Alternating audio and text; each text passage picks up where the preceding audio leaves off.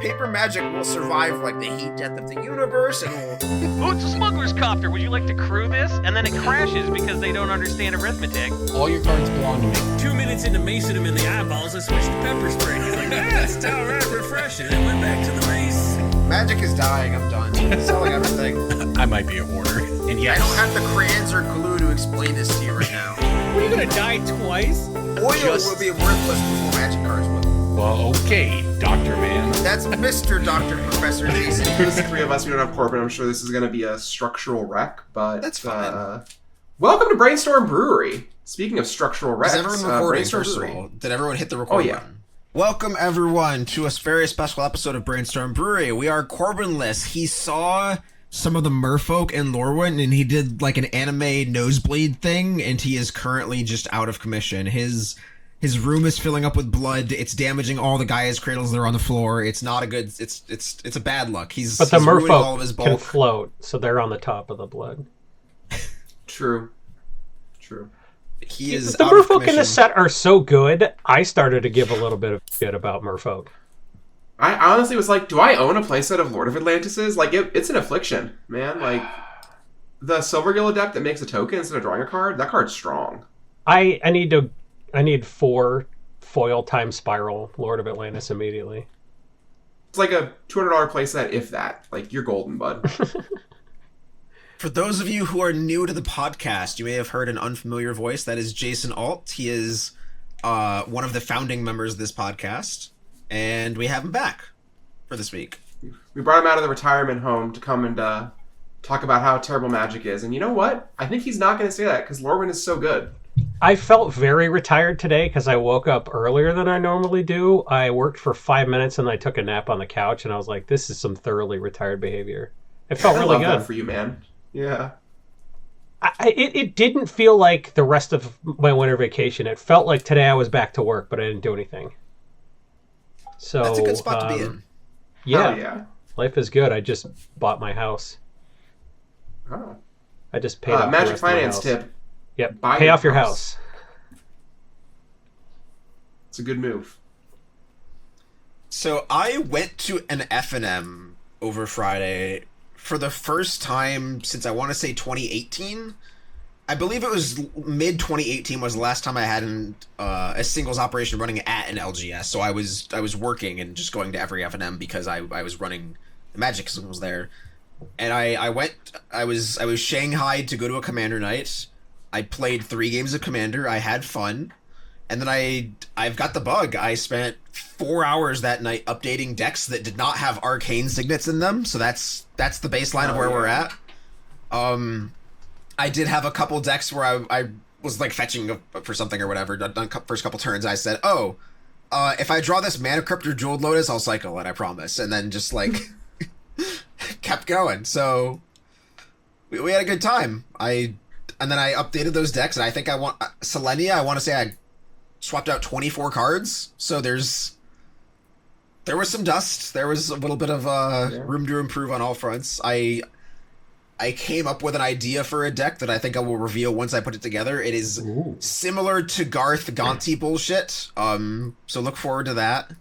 I don't think it's at the level because I think those are the two extremes. So like, what would a third thing be? This is like the cleanest deck and the dirtiest deck. It's not as much. It's not a physical bit, unfortunately, but it's a third DJ pile, which I think I will be happy with. It's just the deck is all cards that are. It's an incomplete card. A chunk missing. They're all different I have shapes. Yeah. Inspired by DJ, I have a couple of projects. I'm working on one that I call Slow Bad Process Exceptions, and it's only cards that are annoying for me to sell. And so it's like, you have like a draft stamp, something or other. You have like Japanese foil promo called Alpha Phoenix. Your card's not good.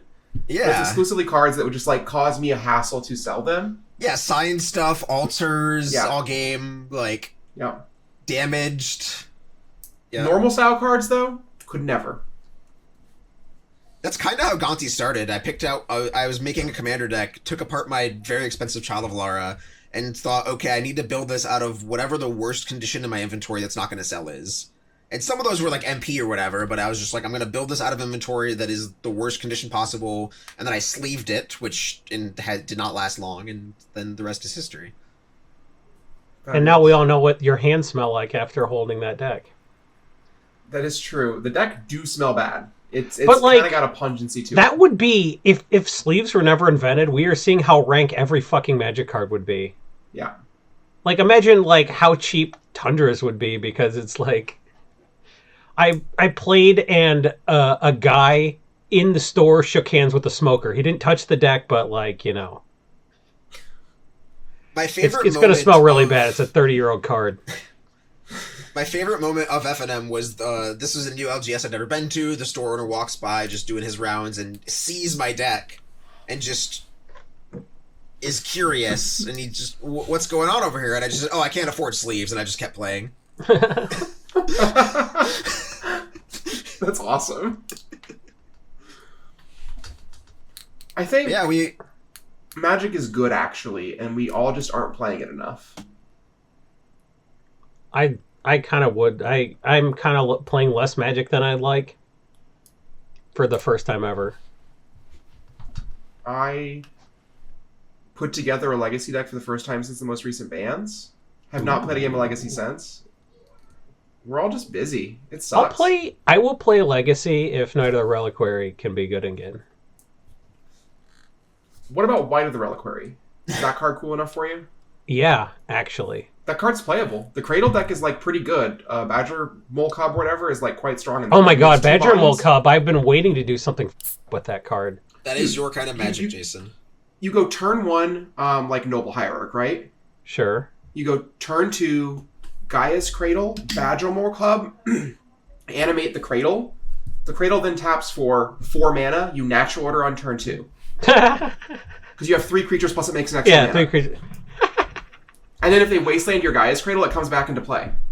Because it was Earthbend. Oh my god, that's funny. Yeah. Also, that's just like a Rite of the Reliquary wants you to make extra bodies or whatever, so you can just like Badger Mole Cub, your Talon Gates of Madara. It's already phased something out. You can then sack it to Rite of the Reliquary. It comes back in, phases something else. You search for another land. So it's more fun than Knight of the Reliquary. Okay, I'm in. It is. It also gets to attack and do all of that. Because that's vigilance.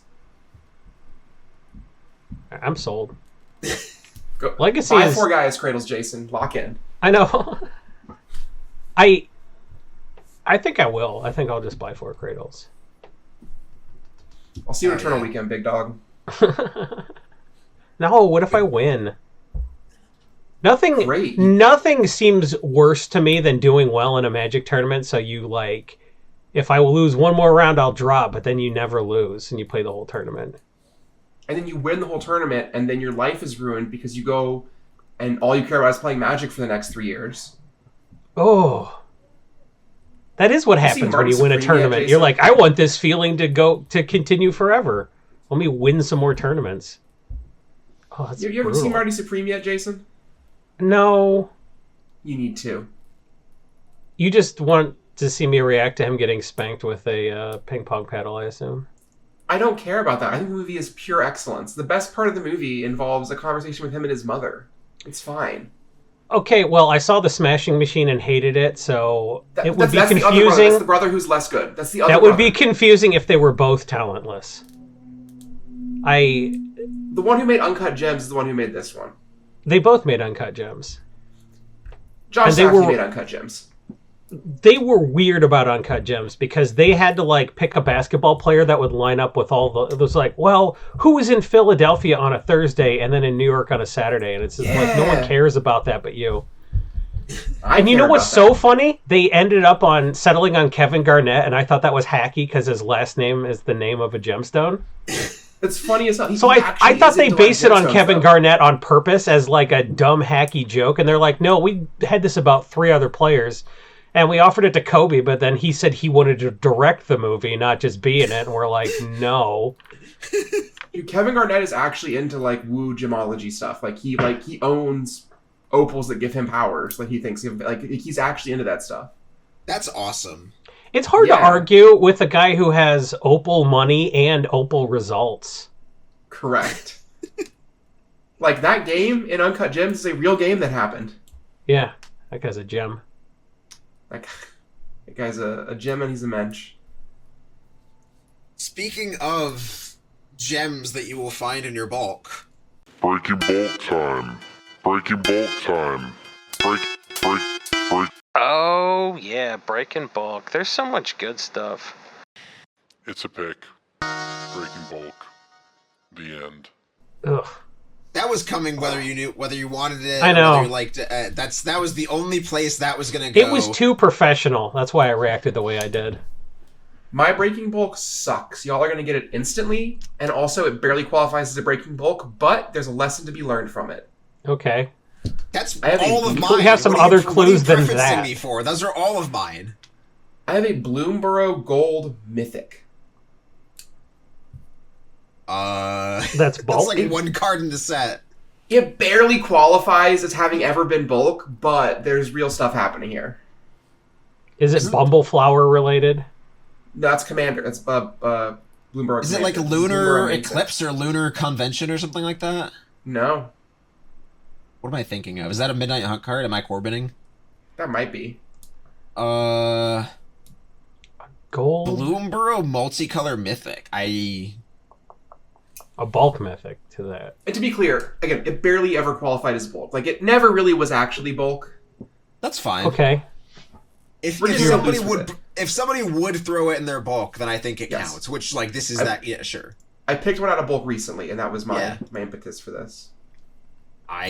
You Okay. might be underestimating your own pick here. I'm going to start cheating. I think mine is going to be really easy because it has 8 printings. Huh. But this is... I thought mine this would is, be easy too, because there's not that many gold mythics in Bloomborough.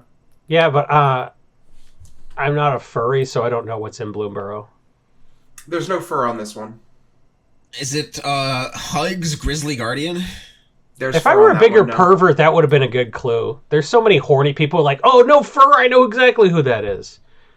And I'm not the right kind of horny person, so I can't get this. That sucks. I feel left out, honestly. You I should be feel more othered. No, horny for animals? Yeah, Is it Jason Helga? was more... Is it Helga Skittish? No. I can It's see Glarb, Calamity's Augur. Was once $3. I Glarb. pulled it out of bulk recently. It is up to $8. Sure. Is This is a card that... Is this a standard thing? I think Yeah, it's a my commander breaking thing. bulk is also an $8 mythic. I'm good at this. The trend line for Glarb is just this. If you're on YouTube, you can see me slowly raising. The card just has never dipped down in price since its initial pre-release drop or whatever.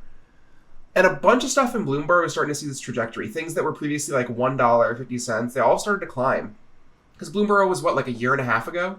Yep. Like, Oh, if yeah. And it was people, more- if we were in the real people world, bought we in might have taken hard, 6 and months. then they all dropped it at once when some came out. Yep.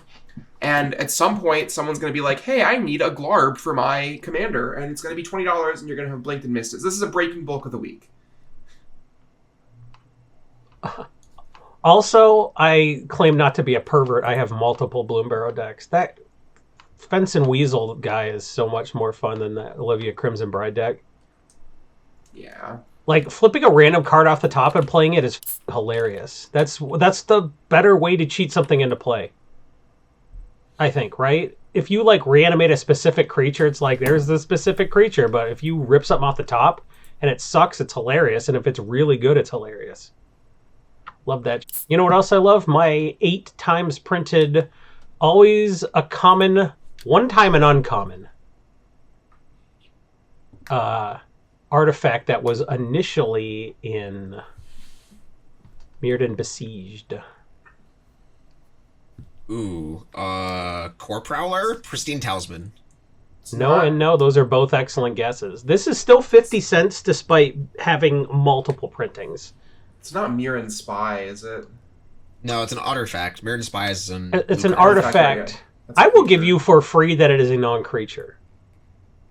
Throne of Geth with Scars of Mirrodin, Mirrodin Besieged. Mind Conquest, Euphraxia, also always an uncommon.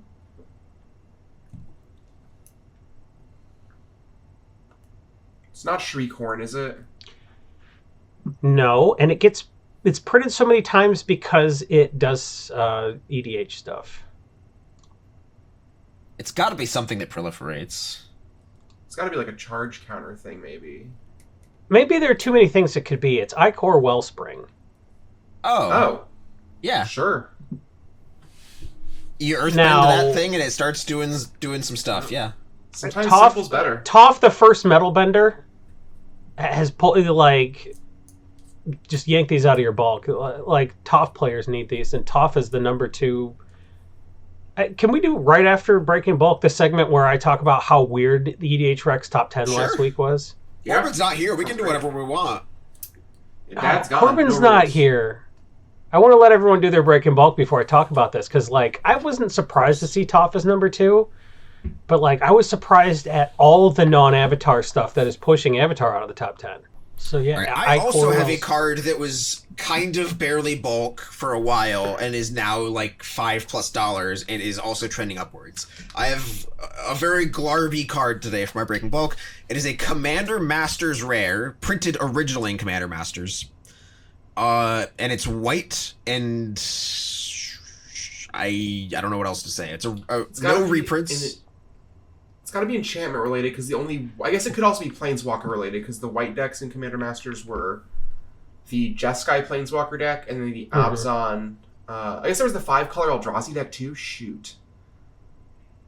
Is this a Also, reprint the or is it Sliver a deck was 5 colors. It's a new Is card. it the This card white was- sliver card? It's a new card. No, not a white sliver card. It is a card new to Commander Masters, has only been in Commander Masters ever, and also has no foils. So yeah, like you're on the right track with the precons. Is this an aura? No, It's an enchantment from the enchantment deck. I don't remember exactly what it does. It's like a white and 2 maybe. It's like an enchantment reanimation card or something. I'm trying to remember what was actually in that deck because I bought a It's copy called of it. Enchanimation, and it's very hard to pull off. Yeah.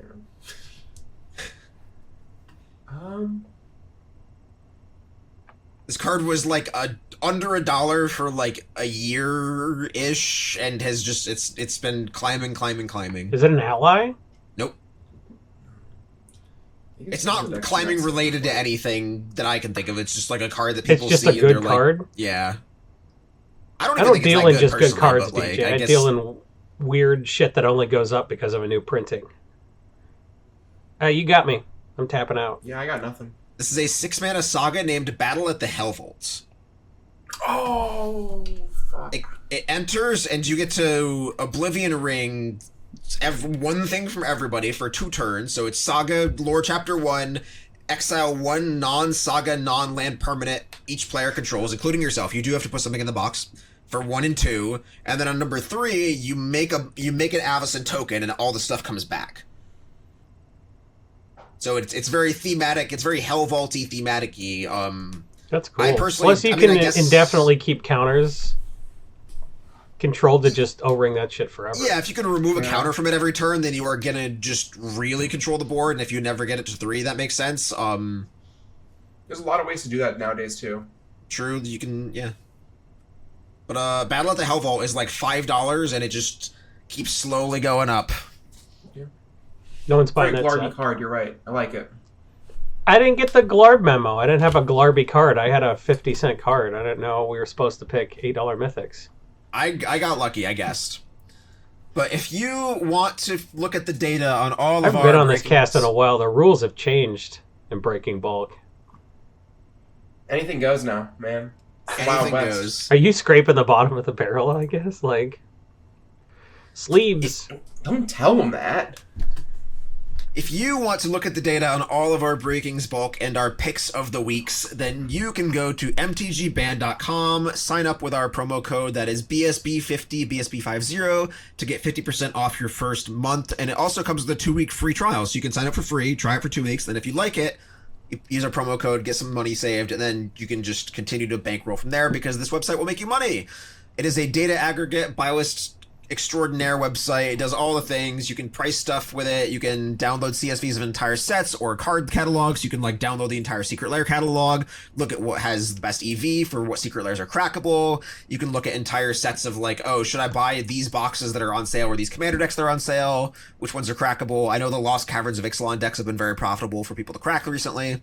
You can look at the market trends for buy list. You can look at CK buy list trends going back several years. There's so much data on mtgband.com. You can have a increasing amount of data depending on how much you pay. So there's like budget memberships if you're just an armchair speculator. There's store level memberships if you want to just really make this the thing you do for a living, which is what I did. I paid for MTG Band for like 3 years or something before I finally convinced them to let me spew their praises into the void on this podcast.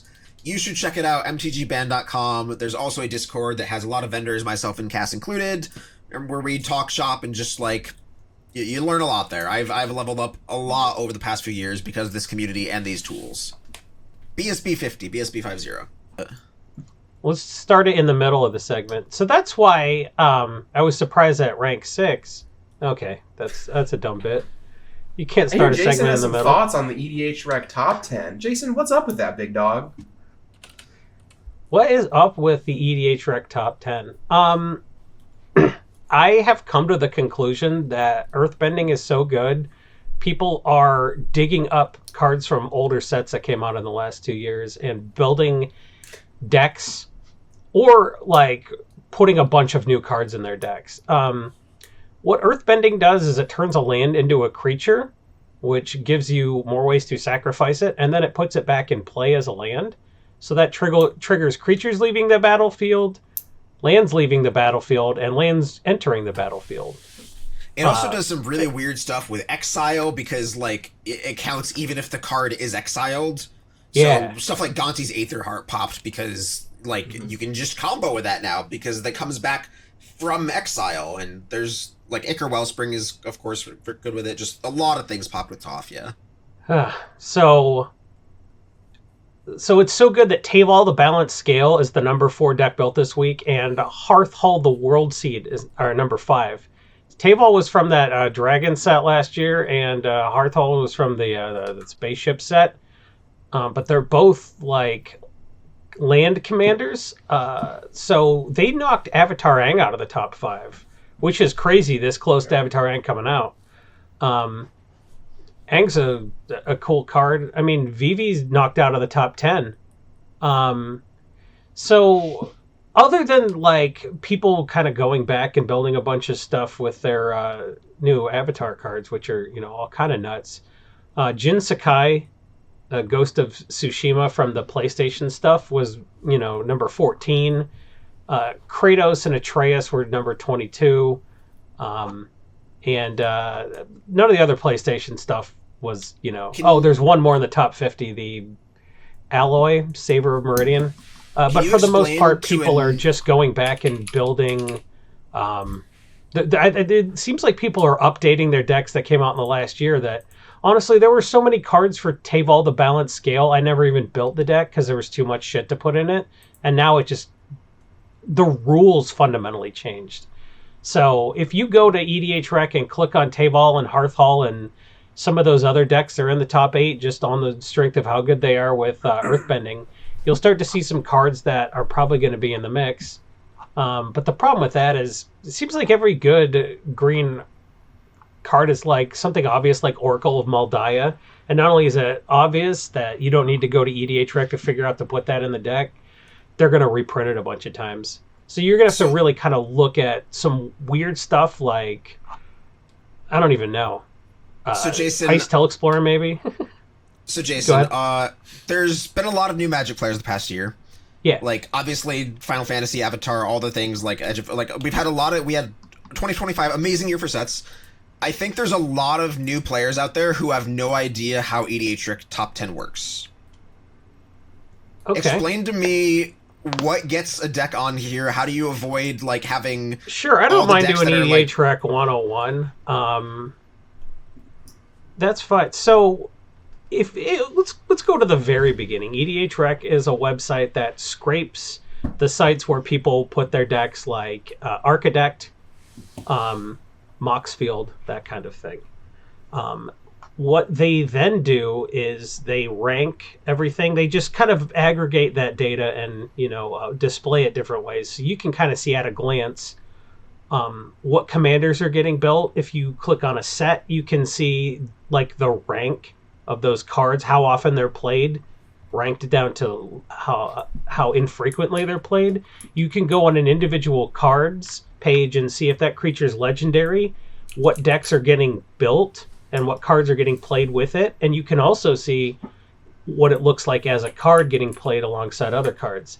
It's a ton of data, and it's all based on what people are actually putting in their deck lists on those websites. So when I say something's in the top 10, I'm saying out of all the decks that are either built new or updated on the site, the number one most frequently built deck in the last week was Fire Lord Azula. So, like, 2,597 updates were made to those websites. That's substantial. So if Yeah, I in a week. like I said at the beginning of the podcast, I updated a few of my decks on Friday. I took I want to say 24 cards out of Selenia and added 24 cards. I didn't do that like all at once. I did that like kind of one at a time. Does that mean that I added 24 Selenia decks to the website? No, because I updated it. Why not? No, because it's the number of total entries, and like you still have the same entry as you refresh it. I mean, I don't know how things work on other sites, but like the number of deck IDs that have had a change this week. Basically. Sure. Okay. Yeah. And it doesn't update every day. It like checks once a day. Yeah. Right. That makes sense. Because it was kind of funny. There was an MTG Finance Discord group that Dawn found where this guy was like, I've just made 1,000 Geist of St. Traff decks. And he's like, yeah, we know that this guy did that. That's not how that works. But he didn't want to tell anybody that. He just wanted to let the guy keep wasting his time. So that was fun. So legitimately, 2,597 people built or updated a Fire Lord Azula deck in the last week. But the Final Fantasy VII stuff is still real popular. I said 7 because I mean, those are the clearly ones have that a are popular. favorite, and it's 9. Hey, now the most popular one's 9. Yeah. Yeah, 9. Well, yeah, 9 was. I thought 9 was a better game, but I didn't think Well, I've Vivi never would. played them. Or I guess Y'shtola was from 14. She's the winner, I guess. But But like Cloud's number 9 and Vivi's number 11, so like people are still into the Final Fantasy stuff. Dragon, very boringly, still at number 7, but has there's Dragon good ever news left the because top Mrs. 10? Bumbleflower is in the top 8, so that's a deck that keeps getting updated with cute shit. So anytime you see a lot of activity around Mrs. Bumbleflower, you kind of look and see. You can click on Mrs. Bumbleflower, and there's a thing called hot cards. So anything that's getting added new is going to be up there. And then high synergy cards are going to be cards that are specifically in that deck. High synergy meaning they're more likely to be in Mrs. Bumbleflower than they are to be an unlabeled random Bant deck. Sure. Right, like if I click on Bumbleflower, I see a lot of gift-giving-y cards where it's letting your opponent draw cards, it's giving your opponent life, it's making it's very howling miney things of everybody gets the thing. So if you're a visual learner like I am, I like to see the picture of the card, the numbers underneath. I want to see a lot of information at a glance. That's why I use EDHRec for MTG Finance.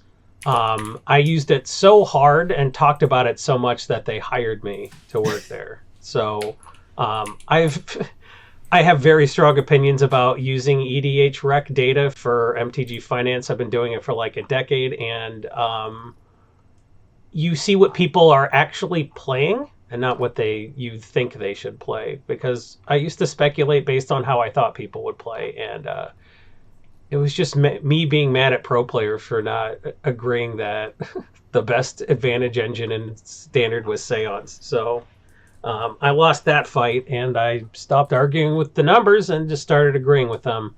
That's why I go to EDHRec. This is not... I don't know, like... EDHRec doesn't make money from you using it.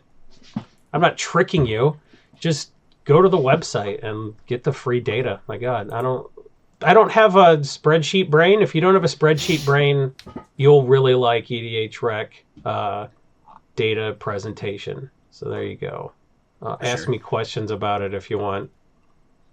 Well, some of the cards that are not on EDHRec yet got leaked today. And they are unofficial leaks that if you do not like unofficial leaks and you don't want to hear about them, then this is your cue to pause the podcast and go into the description where our editor JJ will set a timer or a little thing you can click or tap that will bring you to the part of the podcast where we are done talking about Lorwyn cards.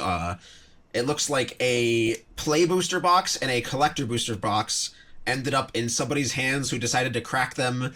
They cracked out their 2012 Nokia and just started spamming pictures and just jamming them on the internet. So there's a lot of cards previewed in a very messy way, so we don't have a clean way to go through them. But we're gonna jam and talk about Lorwyn cards for a while because this set looks immaculate. Might be an overstatement, but like it looks very clean. Perfect. I am hesitant to use extreme words like that, but I guess that is what gets the views and the clicks. Well, it's certainly not an eye blight. I'll tell you that. Ooh, it's an Imperious Perfect. Yeah. But like we got Bloom Tender reprints, we got special guest printings of Manamorphose and Painter Servant and Goblin Sharpshooter. Is that one a leak or real? I can't remember. That one's real. Either way.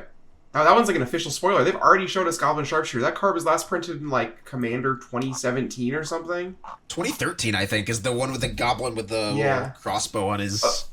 It was in a secret lair, I think, but that doesn't count. So sure, yeah. Every secret lair is an asterisk. It was there the whole time, but like just the fact that it's in an official set, you were going to get Sharp Shot more now. Yeah. Goblin Sharpshooter is one of those cards that people don't realize. Like, back in the day, your opponent would put a Skirk Prospector and a Goblin Sharpshooter to play, and you would tremble in fear. Like, you'd be scared for your life. In a 60-card format. In a 60-card... Or in a 100-card format. Like... Yeah. Goblin you got no way to stop... Commander. Sharpshooter deals with every non-blue way to block the pile driver. It was brutal. I recently had a friend reach out to me for some foil cube cards and was like, hey, do you have a foil 7th edition Goblin Matron? And I'm like, there are cheaper alternatives. And he was like, yeah, but I'm a real one. And then paid me like $350 for a Goblin Matron or something. That's Jesus. What's up. The 7th edition art isn't even good. No, but the foil looks nice. Yeah. Some of these I don't cards... blame any 7th edition artist because I don't know what their art direction was for that set, right? Like, I don't know, because it was people whose art I like doing stuff I don't. Yeah. Some of these cards looking through this set are just... The art's great, like, it's weird, we got Flock Imposter, we got, like, Jello Moose vibes coming back to Changelings. I'm just such a big fan of this set. You know what's good about this? A good set comes out, and everyone who would have been happy that a good Magic set was coming out is happy. No matter how bad Spider-Man in the last year made you feel, this is just making everyone like, okay, good, I will go spend my money on Magic products again. Yep. And I can skip Ninja Turtles and not feel bad, because this set is full of weird little guys, and it reminds me of what it was like to be in college. Because that's what people want. They want Magic to remind them of college. So you play the cards that you played in college, and that's why I was playing Merfolk when that happened. So this morning I had a moment where I was looking at Lorwyn spoilers and watching Star Trek Deep Space Nine, and I felt like I was in middle school again. Yeah, 100%. I came home from FNM. Cool. I came home from FNM, and I was like, well, I'm coming home from FNM. I'm going to hop on and play RuneScape and update some decks. Like, what year are we in, baby? Let's go. I'm going to buy Ninja Turtles Magic cards, and I'm going to build the decks even if they suck. Yeah. It's just a thing I'm going to do. I have Spider-Man cards. I don't care that set's terrible. Yeah. I did feel a certain way about putting Mr. Negative in my Selenia deck. I was not happy about that. So, something I've noticed about the Universes Beyond cards for me is when I am engaging with them as widgets to make money, I hate them. Like they inspire a hatred of me. When I'm playing with them, I'm just like, whatever, it's fine. Oh, I've been the opposite a little bit. I don't actively hate them, but like I didn't want to put Mr. Negative in Selenia because it feels too good. It feels too good. Interesting. The card does. I mean, this is I guess less a Universes Beyond thing and more me a personal gripe with a specific card that ruins a commander from Tempest. just ignore me. It's fine. So it has Okay, nothing to Grandpa. do with the fact that it's a Spider-Man guy mostly from a PlayStation game. I think I would enjoy it more if the card was worse. I think But I I might don't just hate selling cards. That might just actually be the problem for me. I really like selling sealed secret layers. That's way A faster. lot of the sealed secret layers have done very well very quickly for Yep. me. I sold a lot of PlayStation stuff very quickly. The I have Avatar $3 stuff was grand of kinda Marvel stinky, left, so I cannot wait till that Marvel set drops and people discover Storm and Iron Man again. Oh yeah, Do you all know how expensive the Jaws secret layer is? for it's the like foil one? $100, right? Jaws? The More? Jaws secret layer rainbow foil. The lowest price on TCG Player with shipping is $192. Nice. Jesus. The Jaws Legend itself is a $100 card. Like the rainbow foil Jaws Relentless Predator is 145 They made- TCG low. They made just enough of those that there are still a few Jaws perverts out there paying Yeah. 3 figures for this secret layer. I love that. I'm low That's key good for one of them though. This one's sick. I wish I'd bought the Princess Bride one, and now I'm kicking myself. The I only one that I sold wanted from a that drop lot of personally was an Iron Maiden one. Yeah. I sold a lot of Stranger Things at $200. Yeah. Just those were bulk rares somewhat recently. Almost every card in that set was Has popped back like up a 'cause- $3 card. Because Stranger Things didn't wear out its welcome. It maybe they went a season too long, but they didn't go like forever. They didn't I Game mean, of it took them Thrones almost it. a decade, right? Like that's fine. Yeah. Like I remember watching season 1 of Stranger Things with my ex-wife. Like that's how I date that, you know. older than gave my us time to kids. breathe on it. Is all I'm saying. Show's older than my kids. Yeah. It's crazy. Funny. Oh, we got Goat Nap back in Lorwyn Eclipsed. It's cute. Yeah, the Is that what art a in this set is beautiful top to sleeps? bottom. Mutable Explorer. It's a weird little guy that makes a mutable. Like how posting could you not this- like that? In our text channel, I think Mutable Explorer is like close to a perfect Magic card. Oh yeah. This guy is me when I take too big of an edible and I'm playing Pikmin. Your eyes get that big. They put affinity cards in this set. I love they've brought back affinity in a manageable way. Ah, it's terrifying. Oh, I don't like This guy that. Stoned as hell, Jason. This guy belongs on a 90s snack box. No, but that looks like a drawing in a Stephen King book Yeah. about like a book they show to children, and it's like, this is too unsettling to give to kids. This guy belongs It's like that on the tree looks nursery like he's rhyme. like, I'm gonna fuck you, then eat you. This guy belongs on the nursery rhyme from the Finnish movie we watched for our holiday special 2 weeks ago. I listened to the audio of that, and you didn't really need to be watching the movie to get a lot out of it. So if you don't want to pay $3 to some weird Finnish movie maker to get it on Amazon, just listen to the I'll be honest. raw audio. The visuals added a lot. I think the movie's not complete without you seeing 100 old men's penises. That's true. There Unfortunately, is. that's cinema. That's cinema, unfortunately. It sucked, but art is challenging sometimes. Yeah, because they're like, we want to make this movie in America. Can we find an 8-year-old boy who would walk around with no pants in the wintertime and 100 dudes will be naked? And they couldn't do that in the entire state of Minnesota, but they like got 100. They needed 3 volunteers. They got 100 in Finland.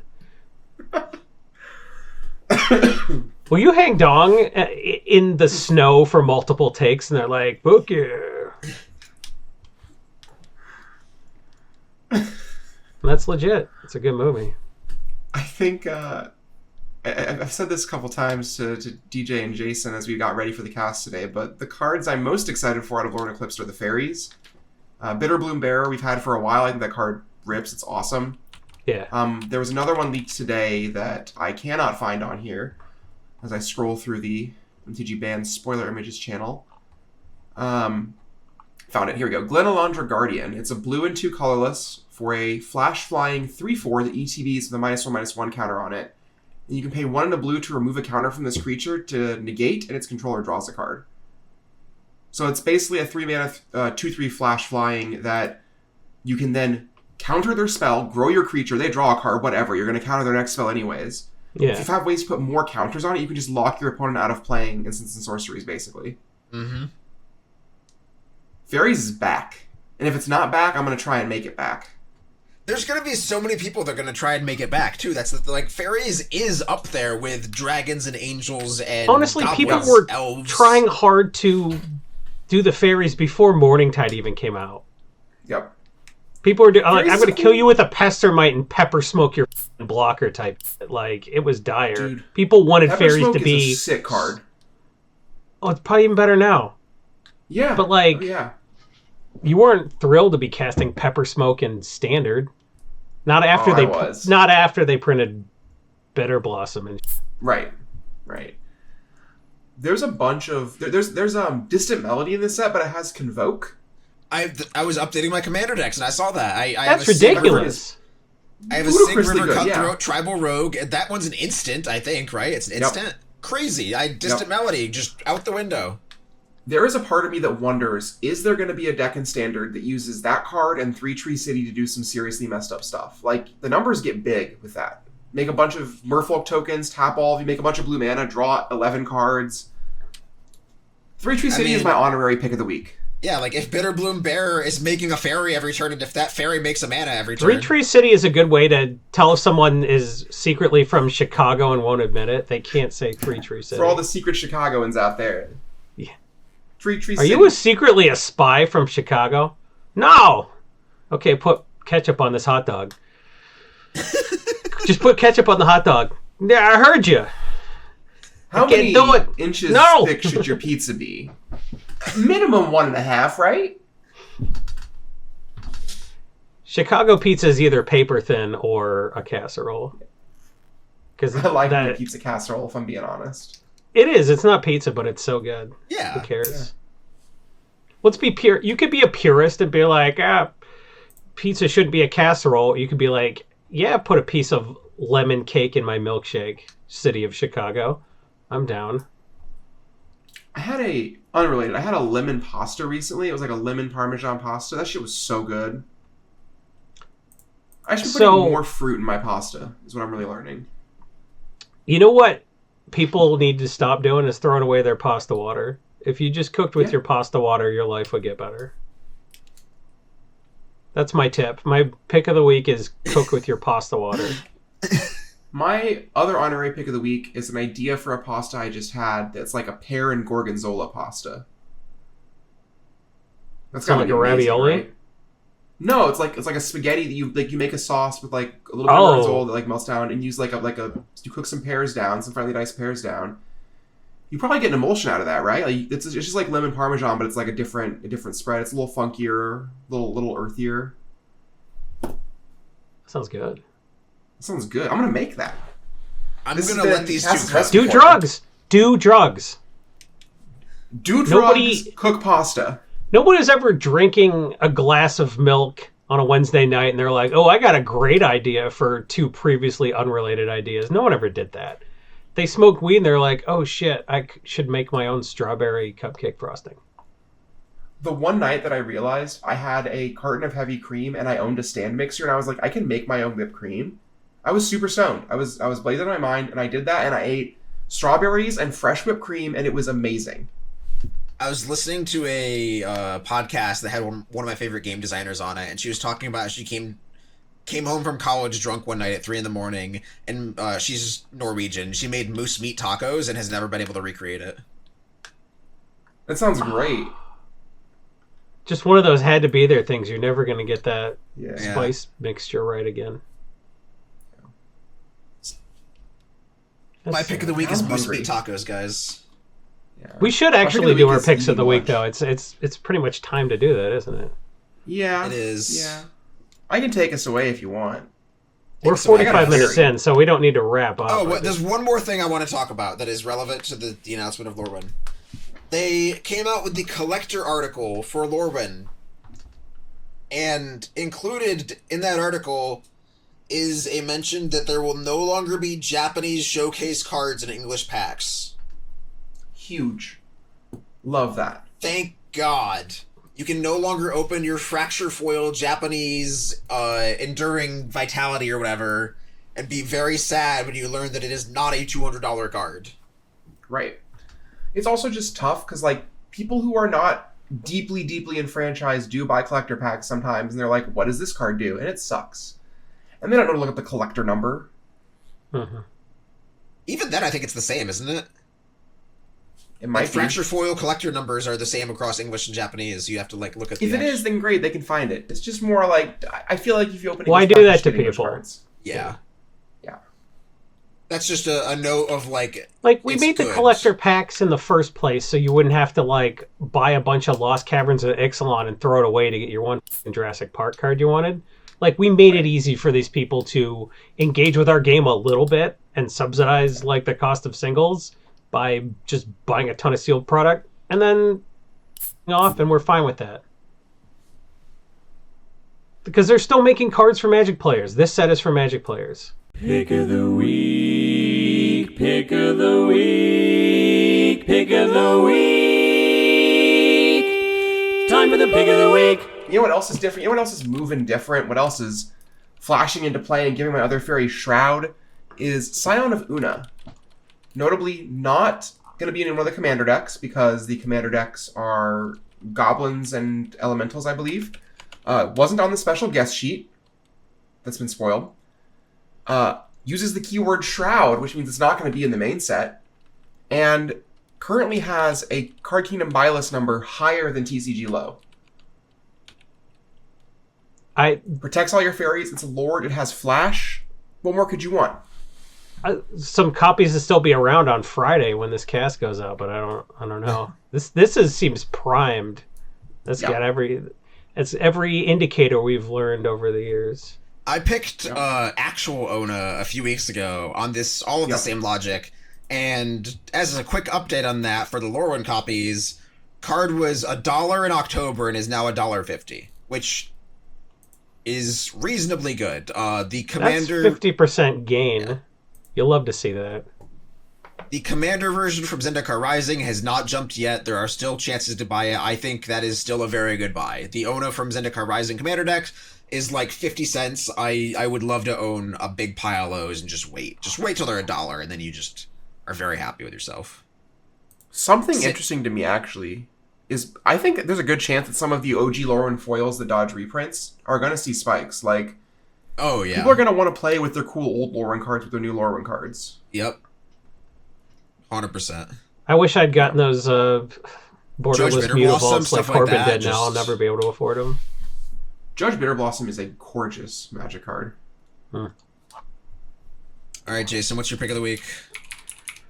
Looking at, metal bending has really changed the game, but and earthbending, I guess, too. But it'll never change the game more than just boring fucking red-blue nonsense in EDH, right? Firelord Azula is number one with a bullet this week, because even though the game was fundamentally changed for a lot of good stuff that came out in the last year, the person who wants to play red, blue, black and just cast a bunch of instants and make every turn take 45 minutes, that's still the most popular strategy in Magic. Because everyone who plays Magic has autism and they think that means they're an Izzet mage, but they just don't understand the rest of the table's board. But if you're bored with hearing me talk about not my pick of the week, it's Veyran Vorse of Duality. That is a free wizard, and it has Magecraft, which means when you cast instants and sorceries, it does stuff. So if you are firebending, you're casting way more instants and sorceries than normal, and Veyran is just dumb, and it's $5, but it should be $12. I've sold this card for $10+ before. Like it's hit a roller coaster at various points in its life. I've sold this card for double-digit numbers. I'm sure I will again. Yeah, there's also a gorgeous Secret Lair version of it. My goodness, it's just one of those cards that it's new, but it's impactful enough that this is just going to be in that red-blue deck that gets remade every 4 months, when they print another dumb red-blue legend, it's always going to be in the deck. And it's not a bad commander in its own right either, and it's too cheap. So there you go. Yeah, no arguments there. My pick of the week is a little weird. I am picking this on roughly a 1-year timeline, maybe 1.5 years, depending on how the show comes out. But like I mentioned earlier, we've seen Stranger Things cards jump, we've seen Fallout cards jump in time with their properties releasing new things. We saw the Baldur's Gate cards jump when like the game came out later than the set did. I am picking the Avatar Neon cards because Avatar 7 Havens is the next Avatar show that is coming out next year. I think right now is the bottom for those Neon cards and collector boosters if you are the kind of person that wants to get into that kind of thing. And I think if we time skip forward 12 to 18 months, we'll be looking at $500+ Avatar boosters and like $600 Kataras and these kinds of these asset classes. Specifically when the show comes out. There's very little known about it. It is just, this is the show. It is coming out in 2027. This is the rough theme of the show. That's like, oh, it's post-apocalyptic. There are 7 cities left in the Avatar universe, and we have an Earthbender Avatar girl with, and one of her legs is made of dirt or something. That's all we have information-wise. I think we will get more information throughout the year, and you will expect to see these cards trickle upwards as we get more information for the show. Do you think it's just the cheaper ones, or do you think the Aang also has room? The $3,000 Aang? Yeah, like that's one of the Neon cards, right? I mean, I think so. Okay. What do you think about the Jumpstart stuff? Because that's gonna be tougher to the get in the Earthbend, future. like stuff There's like Earthbending Student, where it got weirdly left out. Yeah. I Well, think there's those a $50 TOF. There's a $15 yeah. eBay that's real popular. There's a $20 Zuko. There are multiple $25+ TOFs in Jumpstart. Like there's a lot of weird shit. I think some of those have more room to cool down over the next year than the Neon cards do, I think. Sure. But so you don't think they're at their bottom, is what you're saying? That makes sense. Yeah, I mean, it's like you said, right? Like I just Earthbending like right playing the now Jumpstart, is super honestly. popular. Earthbending right now as a mechanic, and these as game pieces are more popular right now. They are the second most popular thing on EDHRec. There's a lot more demand for TOFs and for assorted things. I think as we go into like June, July, some of these will cool down because we'll be dealing with whatever Marvel nonsense is at the forefront at the time. I suppose But it is harder for them to get more popular. Yeah, I don't think that applies. What I just said applies to the Neon cards as much, or the collector Because boosters as much. that's like a sealed collector booster box of Fallout, like tripling at the same time that like pre-war formal wear went up $2. Yeah. Yeah.